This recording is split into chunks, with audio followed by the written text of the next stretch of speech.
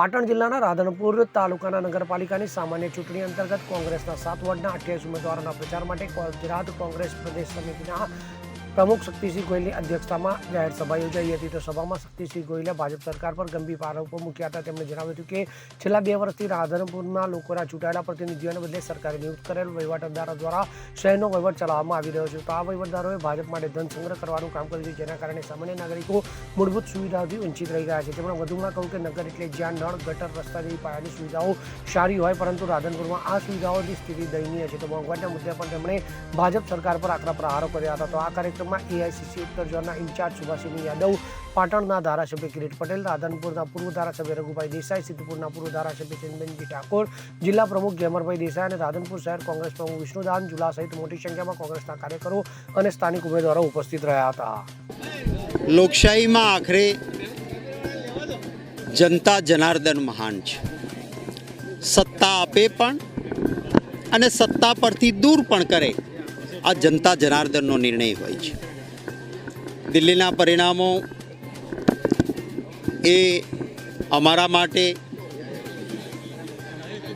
કોઈ ઉત્સાહજનક નથી, પરંતુ દરેક ચૂંટણી એ કંઈ ના કંઈ સંદેશ, બોધપાઠ પણ આપતી હોય છે।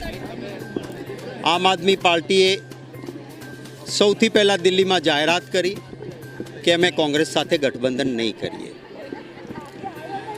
હરિયાણાની ચૂંટણીમાં કોઈ કારણ નહોતું કોંગ્રેસની વિરુદ્ધમાં ઉમેદવારો ઊભા રાખવાનું। ઇન્ડિયા ગઠબંધનમાં અમે રાષ્ટ્રીય કક્ષાએ સાથે, હરિયાણામાં હું પોતે પ્રભારી રહ્યો છું।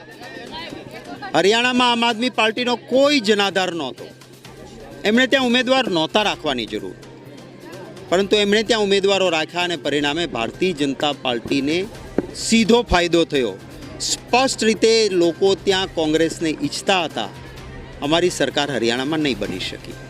આપ સૌ જાણો છો કે ગુજરાતમાં કોઈ સંગઠન, જનાધાર નહીં હોવા છતાં આમ આદમી પાર્ટીએ ગુજરાતમાં કોંગ્રેસના જ આગેવાનોને તોડવાના, ફોડવાના, ભાજપનાને નહીં લેવાના અને છેલ્લી વિધાનસભાની ચૂંટણીમાં કોંગ્રેસની વિરુદ્ધ ખૂબ પ્રચાર કરીને ચૂંટણી લડ્યા। ગુજરાતના લોકો કાં કોંગ્રેસ કાં ભાજપ થર્ડ પાર્ટીને નથી સ્વીકારતા, પરિણામે કોંગ્રેસને ખૂબ નુકસાન થયું, આમ આદમી પાર્ટીને ફાયદો ન થયો।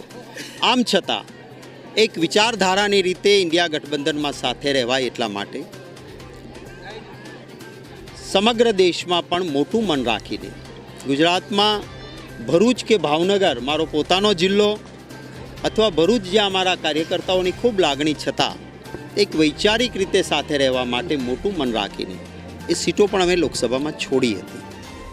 હું આશા રાખું છું કે આ આવતા દિવસોમાં ગંભીરતાથી એ નેતાઓ પણ આ વાત વિચારશે અને જો વૈચારિક રીતે આઈડિયોલોજીકલ। વસંત કડિયા સાથે CN24 ન્યૂઝ, પાટણ। હવે જુઓ દેશ દુનિયાની તમામ ખબરો તમારી આંગળીના ટેરવે। ઉઠાવો મોબાઈલ અને Google Play Store પરથી ડાઉનલોડ કરો અમારી CN24 ન્યૂઝ મોબાઈલ એપ।